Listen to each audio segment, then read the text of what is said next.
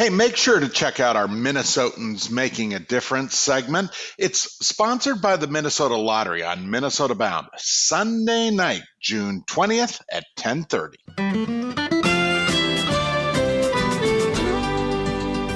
Hi, everybody. Welcome to the Minnesota Bound podcast, the stories behind the stories. I'm Schara, your host for today. And once again, I am really excited for our next guest on the Minnesota Bound podcast. Michael Anderson is owner-founder of Broken Paddle Guiding Company in Wabasha, Minnesota. And Michael, welcome to the Minnesota Bound podcast. Hey, thank you for having me on. I'm excited to be here. I am excited to chat with you.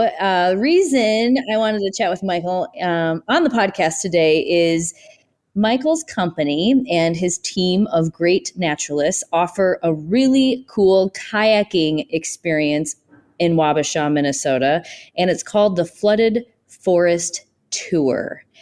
And before we get to the actual tour and what we see and all the unique things that you guys do, talk to me about the actual area where this tour takes place and why it is so unique and special located in southeastern Minnesota. Absolutely. So this area that we're in, southeastern Minnesota, is a part of the larger yet still somewhat small Driftless area. And the Driftless area is a portion of the country that takes up southwestern Wisconsin, southeastern Minnesota, a little bit of northeastern Iowa, and just a smidge of northwestern Illinois. And it's an area, if you've ever been down here, it's just, there's bluffs, there's sandstone cliffs, there's deep valleys, there's trout streams. It is this piece of geology that is left over from millennia ago. Glaciers did not hit this area, so it's created this landscape that is unique for the country, and we're blessed to have that here right in our backyard. It's this gorgeous place that sticks out amongst the landscape around it. It really does. It's one of my favorite parts of our state is southeastern Minnesota. And in fact, I was, speaking of trout fishing, I was just trout fishing in the Driftless area a few weeks ago. And it really is known for some epic trout streams. And what also is epic, though, is this Delta area where you guys give tours. And the name of the tour that you have is called the Flooded Forest Floor Tour. And what is that? When you hear that, you're like, flooded forest, aren't the trees dying? Like, what's a flooded forest? So the flooded forest is this area that colloquially is also referred to as the backwaters of the Mississippi or of the tributary rivers around here. The Mississippi, as it was locked and dammed, it kind of backs up the water behind it and then fills in its floodplain a little, and kind of becomes this big, wider expanse of water. So that's all along the upper Mississippi from St. Louis on up to St. Paul. And in this area in particular, we have another river that comes into the Mississippi, the Chippewa. So if you've ever been on the Chippewa River in Wisconsin, it goes through Durand, Eau Claire, comes from Schwamagon in the Chippewa flowage area. It's this big, beautiful, sandy river that smashes into the Mississippi down here. And when it does, it drops all of this sand. And over millennia and millennia, it has been creating this large delta that extends up the Chippewa 20 miles and down along the Mississippi for another 5 miles once it hits it. And that whole delta, as we kind of, change the river for lock and dams, it started to flood and create these waterways that are here year round. And especially right here in front of Wabasha, you have dozens and dozens of miles that go through this forest. And this forest is called the flooded forest because it truly does flood here quite frequently, usually a spring flood and a fall flood, where the water will come up from where it is in, let's say, July. It'll come up.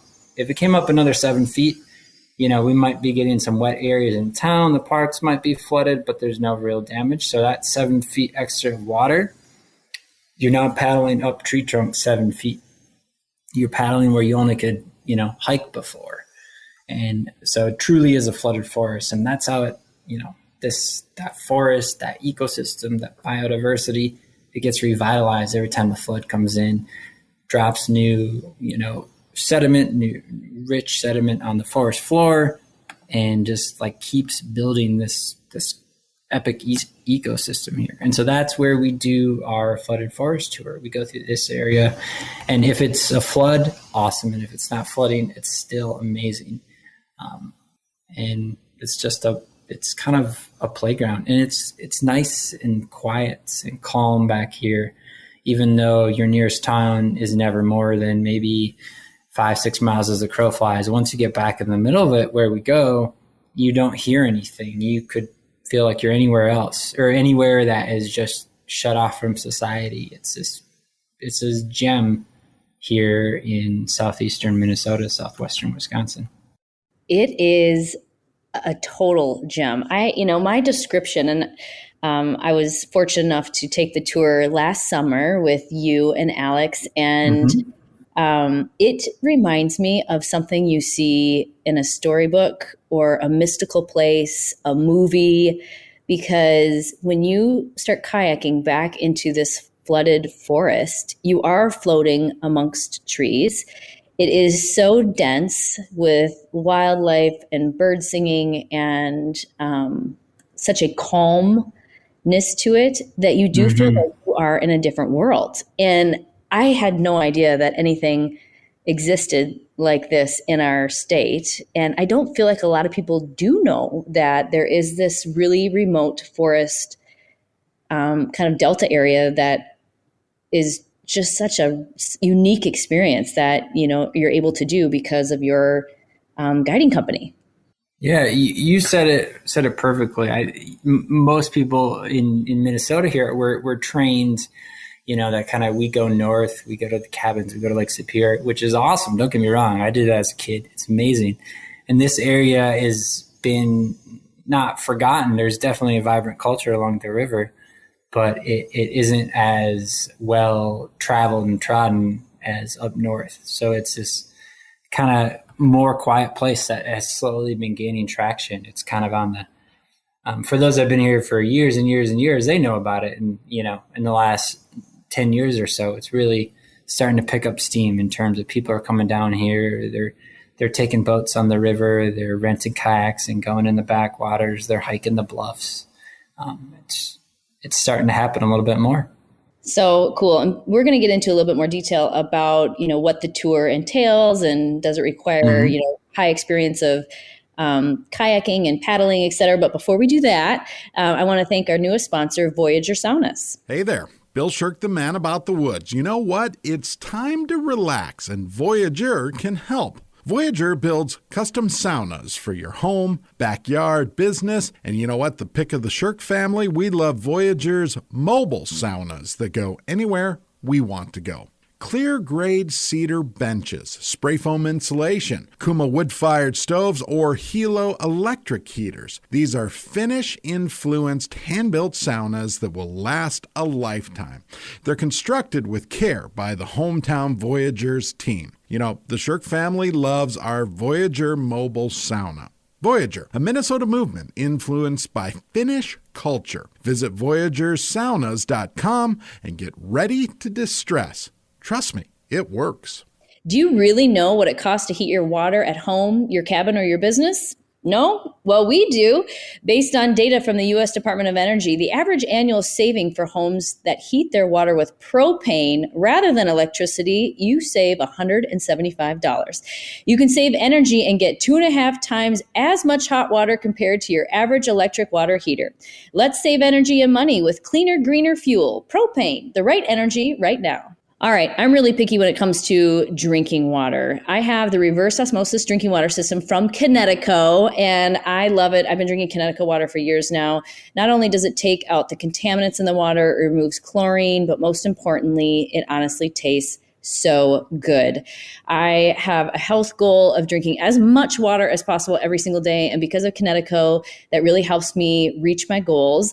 And also having Kinetico means I use less plastic water bottles, which of course we know is a definite bonus when it comes to our environment. So for more information, visit kinetico.com to find a dealer near you. All right, Michael, back to our flooded forest tour. Let's chat a little bit about like, what does the tour entail? Is it anybody of any experience can take this kayak tour? Yeah, the way it works is we have set it up to be beginner friendly. Most people that paddle on the flooded forest tour have been out kayaking between 0 and 3 times. Like that is when we ask, and we do ask, that's kind of the average there is we have a lot of beginners and they find it not difficult to do. We plan it so that you always go with the currents, going against the current is not as preferable. So you always have current that is pushing you. And you're with a kayak guide the entire time. And the current is really slow when you get back into the channel. So it's nothing to be afraid of. Excuse me.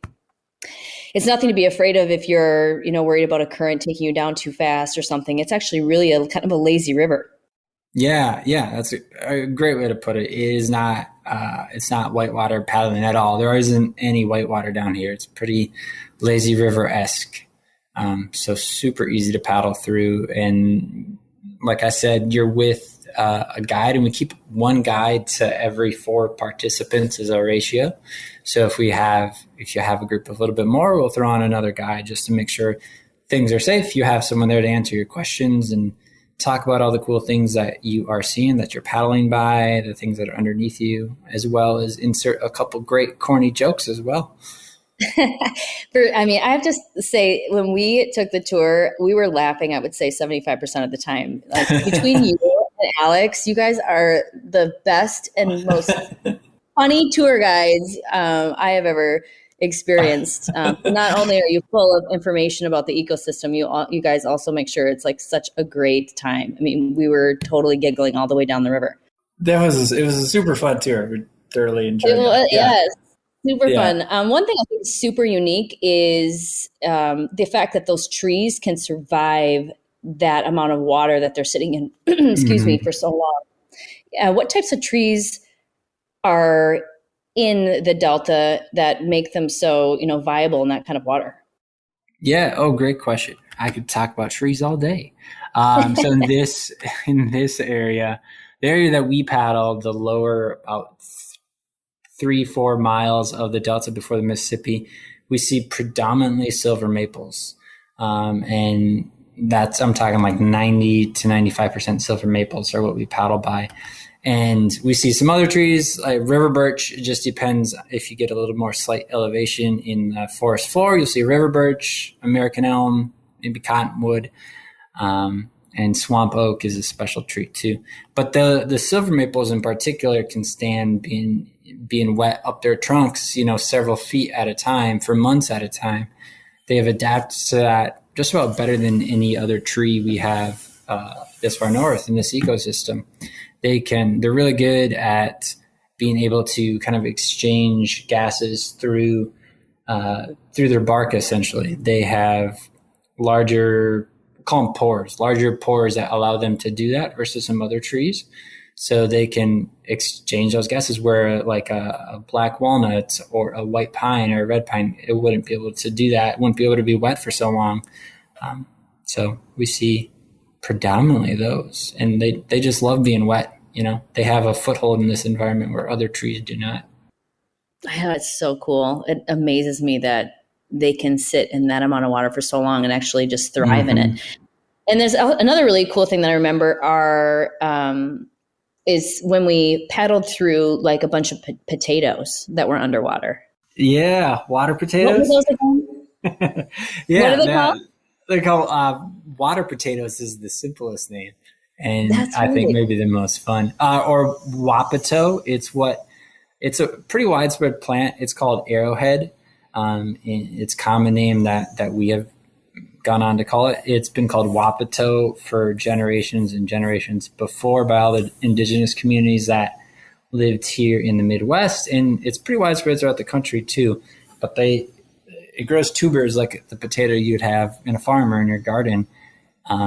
And just like a lot of potatoes are ready in the fall. So when potatoes underwater in the muck already, it's November or October. So that means you got to go in cold water and dig around in like a foot of muck to find these potatoes. So you really got to be committed to eat them, or you got to be a tundra swan or a trumpeter swan. Yeah, and they eat those during the, like, migration period seasons, Exactly. right?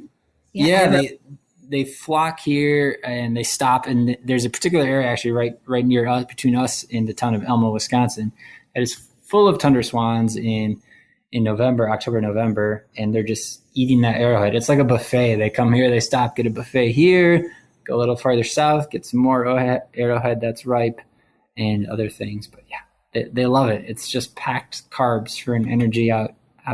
Tundra swans go east, so packed Yes. for a journey out east.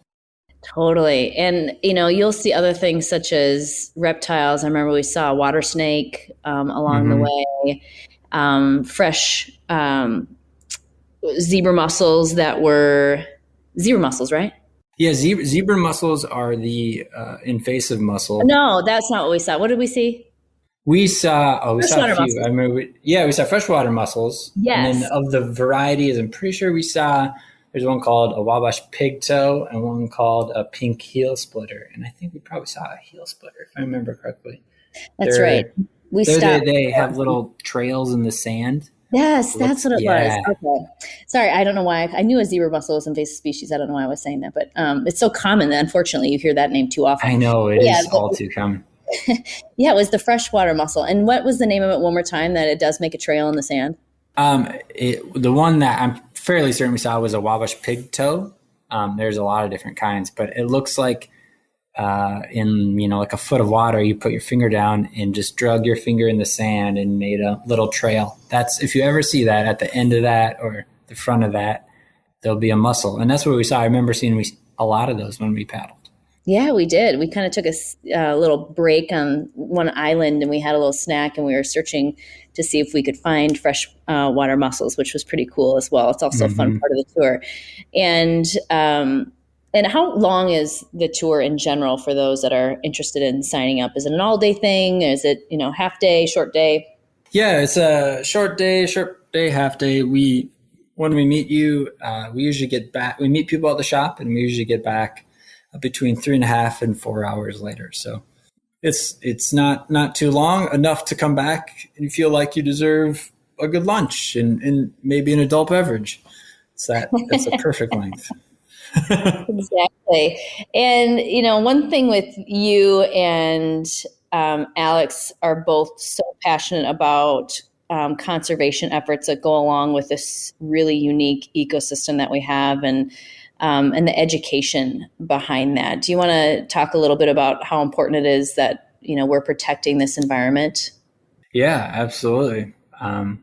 So one of the things with Alex and I and a couple of our other partners, when we started this, we were all, and Alex and I still do teaching. Alex is a full-time teacher, an outdoor educator, and that's where I kind of came from before I fully got into this. And obviously we're big outdoor nerds. So in mixing the both worlds, we brought that to our tours. We brought trying to do more than just a float through a river and through the backwaters. We wanted to bring alive the mussels that you see, or the arrowhead that you see, or the trees, or the ecological history.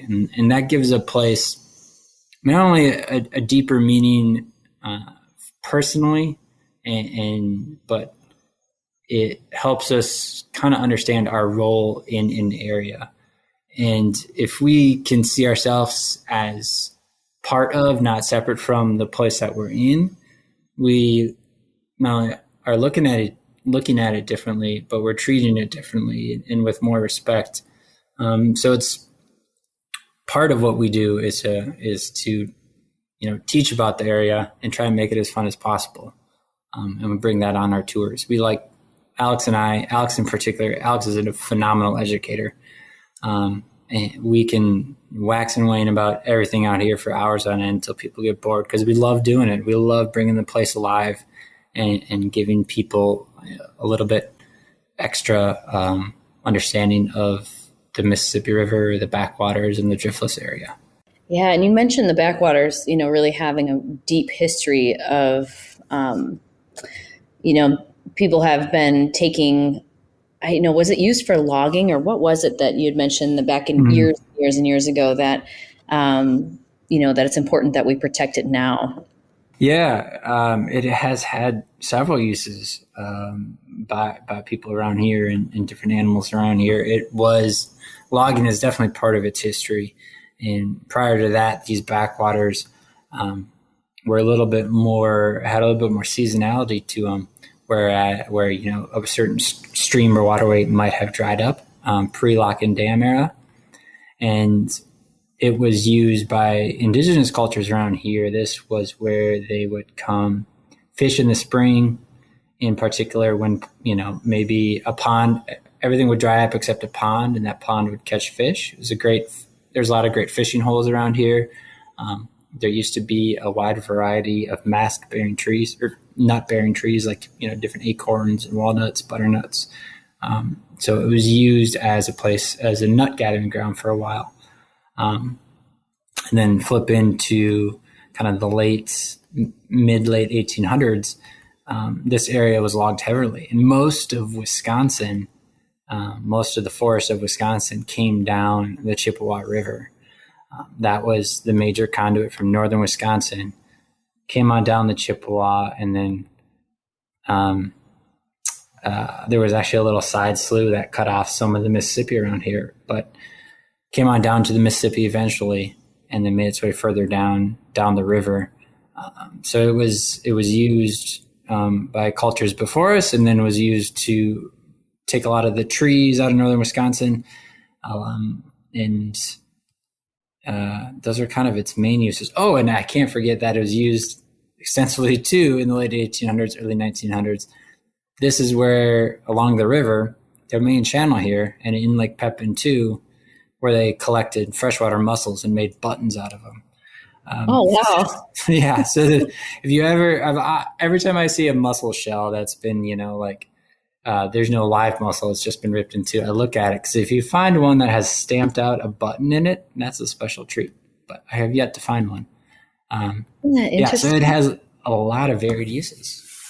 Wow. And I keep saying this, but that is what's so unique about this tour, is not only visually is it unique, but educationally it is deep in education and conservation conversation, and also a ton of fun. And, towards the end of the kayak tour, you do end up kayaking just a short little bit on the big Mississippi.